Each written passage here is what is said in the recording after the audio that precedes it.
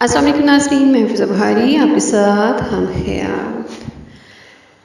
رسول پاک صلی اللہ علیہ وآلہ وسلم کی زبان پاک سے نکلا ہوا ہر ایک لفظ قرآن کی آیت کے برابر ہے۔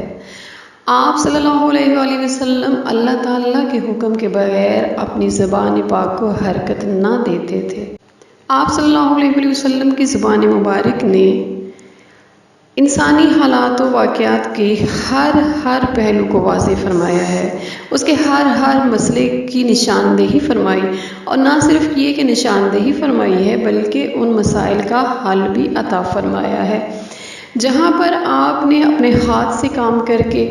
محنت اور مشقت کے ذریعے اس کے حلال کی کوشش کر کے اس بات کا جواب دیا،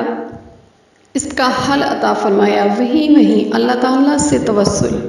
قرآن پاک اور اس کی صورتوں کے ذریعے اللہ تعالیٰ سے دعاؤں کی قبولیت کا طریقہ بھی بتایا ہے۔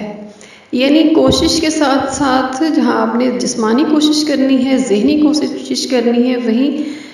اللہ کے ساتھ لو لگانی ہے، عبادت کرنی ہے، اور عبادت کے ذریعے اپنے مسائل کا حل بھی اللہ سے کرنا، اور یہی توکل کی بہترین علامت ہے۔ یعنی جہاں پر انسان ہر طرح سے کوشش کرتا ہے، صرف زبان سے نہیں عملاً بھی کوشش کرتا ہے، اور اسے ہی توکل کہا جاتا ہے۔ نبی کریم صلی اللہ علیہ وسلم کی زبان مبارک کا فرمان ہے کہ قرض کی ادائیگی، وہ لوگ جو قرض کے سلسلے میں پریشان ہیں، وہ لوگ جن کو یہ شکوہ ہے کہ ان کی فلاں حاجت ہے، فلاں کام ہے، وہ نہیں ہوتا، وہ لوگ جن کو دعاؤں کی قبولیت کے بارے میں ہوتا ہے کہ ہم دعا تو مانگتے ہیں لیکن ہماری دعا قبول نہیں ہوتی، اور جو تنگ دستی رزق یعنی وسعت رزق چاہتے ہیں، کمائی جو ہے وہ اتنی ہے کہ آمدن جو ہے وہ اتنی حاصل نہیں ہوتی، کمائی کا ذریعہ ایسا ہے،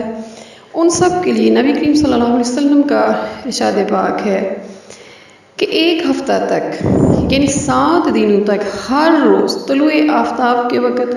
سورہ طٰہٰ کی تلاوت کی جائے تو اللہ تعالیٰ ایسے مقامات سے روزی عطا کرے گا جہاں روزی ملنے کا وہم و گمان بھی نہ ہوگا۔